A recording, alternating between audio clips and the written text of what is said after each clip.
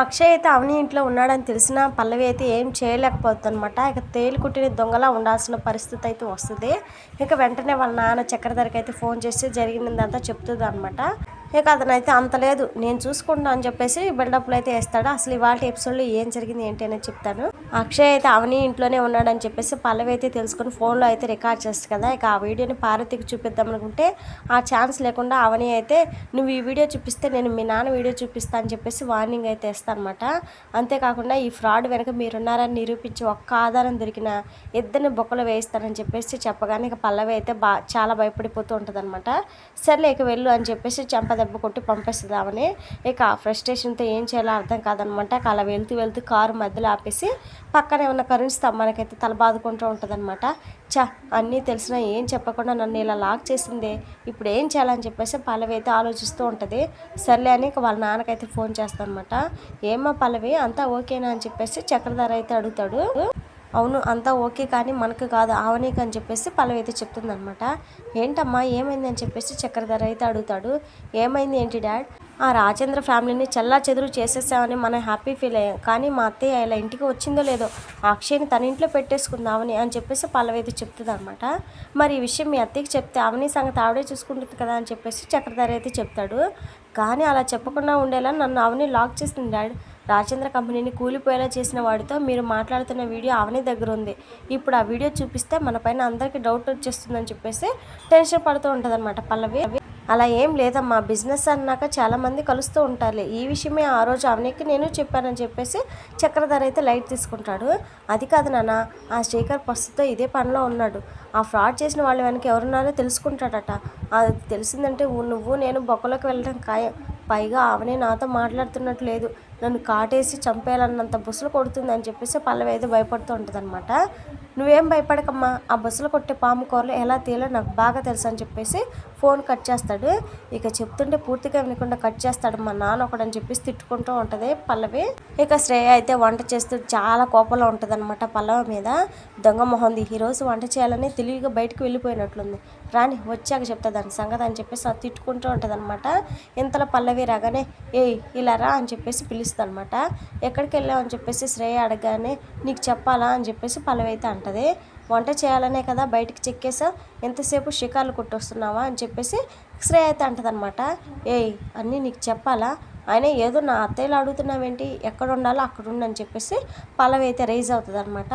పని ఎగ్గొట్టింది కాకుండా నా మీద అరుస్తున్నావు అని చెప్పేసి పల్లవి చేయి పట్టుకుంటుంది అనమాట శ్రేయ. ఇక అప్పటికే అవనే కట్టేసరికి ఫుల్ ఫ్రస్ట్రేషన్లో ఉన్న పల్లవి అయితే శ్రేయకి ఒక్కటైతే ఇస్తుంది అనమాట చంపదెబ్బ. ఇక ఆ దెబ్బతో శ్రేయ అయితే ఒక్కసారిగా షాక్ అయిపోతుంది. అర్థమైందా, ఈసారి నువ్వు మాటలతో చెప్తే నేను చేతలతో చెప్తాను, నా జోలికి రాకు, నీ పనేదో నువ్వు చూసుకో, అలా కాదని నా పనిలో తల దూరిస్తే ఇదిగో ఇదే రిపీట్ అవుతుందని చెప్పేసి శ్రేయకి అయితే వార్నింగ్ ఇస్తాను అన్నమాట పల్లవి. అయితే ఈ సీన్ కమల్ అయితే చూస్తాడు.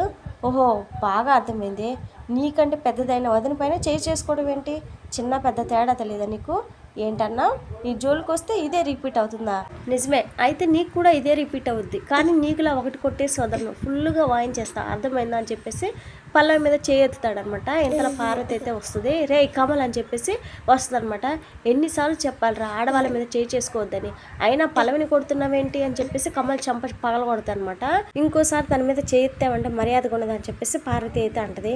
నువ్వు ఉండమ్మా, అసలు ఏం జరిగిందో తెలుసుకోకుండా నన్ను కొడుతున్నావు, పల్లవి తనకంటే పెద్దదైన వదిన మీద చేసుకుంది, మరి ఇది కరెక్టేనా, కొట్టడం తప్పని చెప్పావు కదా, మరి దీనికి ఏం చెప్తావు, చెప్పు నువ్వే న్యాయం చేయని చెప్పేసి కమల్ అయితే అంటాడనమాట. ఇక ఆ మాట వెనకనే పల్లవి మీద బాగా కోప్పడుతుంది అనమాట.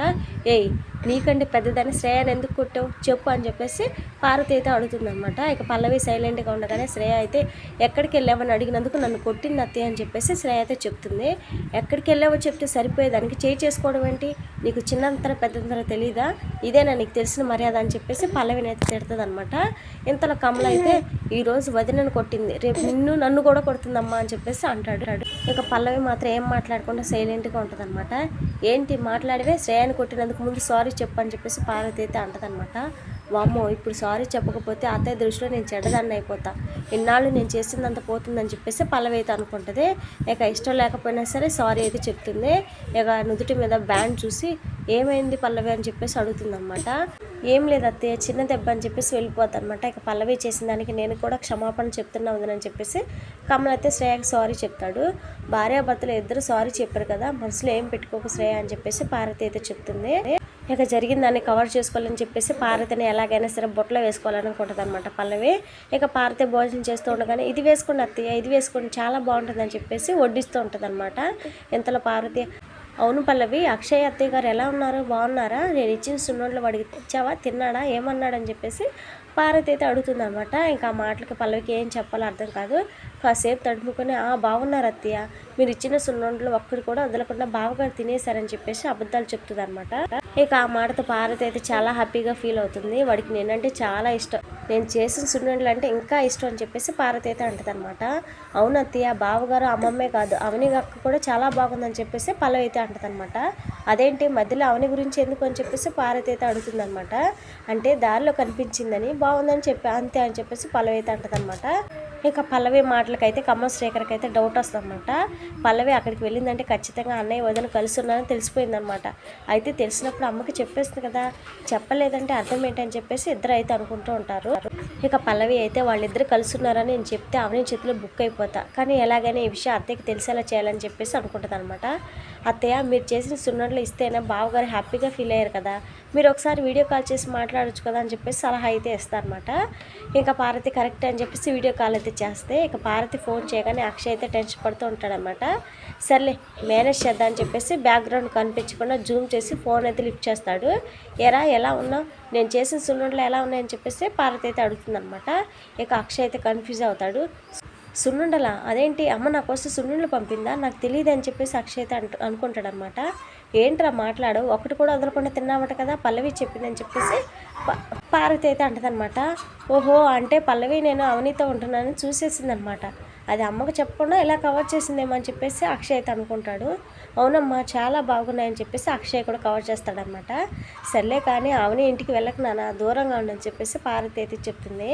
అయ్యో లేదమ్మా, వాళ్ళని ఎక్కడ చూడాల్సి వస్తుందని చెప్పేసి డోర్ కూడా తీయట్లేదమ్మా అని చెప్పేసి చెప్తాడనమాట.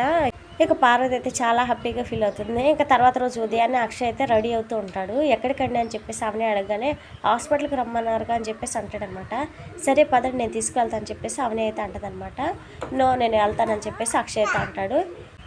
నాతో పాటు వస్తే, నాతో మాట్లాడితే, నాతో ఉంటే, నాకు దగ్గరగా ఉంటే మీలో ఏమైనా మార్పు వస్తుందా, నా మీద ఉన్న కోపం దేశం పోతాయని భయం అని చెప్పేసి మాట్లాడుతూ ఉంటుంది అనమాట. నాకేం భయం లేదు, నాదంతా వీక్ మైండ్ కాదని చెప్పేసి అక్షయ్ అయితే అంటాడు. మరి కానప్పుడు భయం ఎందుకు, రండి అని చెప్పి ఒప్పేస్తుంది అనమాట. ఇక స్కూటీ చూసి దీని మీద నేను అస్సలు రానని చెప్పేసి అక్షయ్ అయితే అంటాడు. ఇక ఎలాపలా ఒప్పించి మరి అవని అయితే తీసుకెళ్తుంది. దారిలో పార్వతి పల్లవి అయితే ఒక చోట అయితే ఆగి ఇక పార్వతి అయితే అవనిని చూసి వెనకాల ఎవరు చీర కప్పుకొని ఉన్నారని చెప్పేసి అనగానే ఆవిడే అని చెప్పేసి అంటూ ఉంటుంది అనమాట. అదేంటి ఆవిడ అంటున్నావు, ప్యాంటు వేసుకుని ఉంటే మగవాళ్ళని ఆవిడని అంటున్నావు అని చెప్పేసి ఇంతకీ ఎవరని చెప్పేసి ముసుగు దిగిపోతూ ఉంటుంది అనమాట. ఇక పల్లవి అయితే నాకు కావాల్సింది ఇదే, తీయండి అత్తయ్య ముసుగు, ఎవరో చూస్తే మీరే షాక్ అవుతారని చెప్పేసి అనుకుంటూ ఉంటుంది. మరి పార్వతి అక్షయ్ని చూసిందా లేదా ఏంటి అనేది నెక్స్ట్ ఎపిసోడ్లో చూద్దాం ఫ్రెండ్స్. మన వీడియోస్ని మిస్ అవ్వకుండా చూడాలనుకుంటే ఛానల్ని సబ్స్క్రైబ్ చేసి సపోర్ట్ చేయండి. Thank you friends.